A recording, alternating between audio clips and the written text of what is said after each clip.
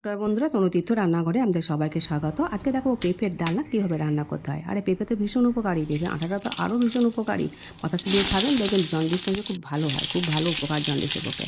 চলুন দেখাই কীভাবে রান্নাটা করেছি। পেঁপের আলুটাকে ডুমুডু করে কেটে ধুয়ে পরিষ্কার করলাম, কড়াই সর্ষের তেল গরম করলাম, ওতে কালো জিরে, তেজপাতা, দারচিনি, এলাচ, ফোড়ন দিয়ে পেঁপের আলুটা দিয়ে একটু হালকা করে নাড়াচাড়া করে পরিমাণ মতো নুন, একটু টমেটো দিয়ে দিলাম, সেটাকে নাড়াচাড়া করলাম, একটু আদা বাটা, একটু জিরে করে, ধনে গুঁড়ো, মশলা যতটা পারবেন কমই দেবেন, আমি 1 চামচের মতো সব মিলিয়ে।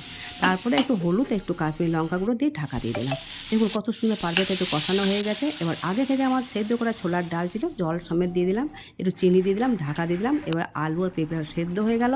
আর আমার গ্রেট করা গাজর ছিল, সেটাকে দিয়ে দিলাম, খুব সুন্দর টেস্ট হবে বলে। আর একটা আলু ছিল সেদ্ধ করে, সেটা দিলাম, সে মাখো মাখো হয়ে যাবে বলে। তারপরে ঢাকাটা খোলার পরে আমি একটু দিয়ে দিলাম কিশমিশ আর একটু গাওয়া ঘি। আবার গ্যাসটাকে অফ করে দিয়ে দিলাম ভাজা মশলা। দুর্দান্ত লাগবে। আর রুটি ভাত যার সাথে খাবেন তার সাথেই একে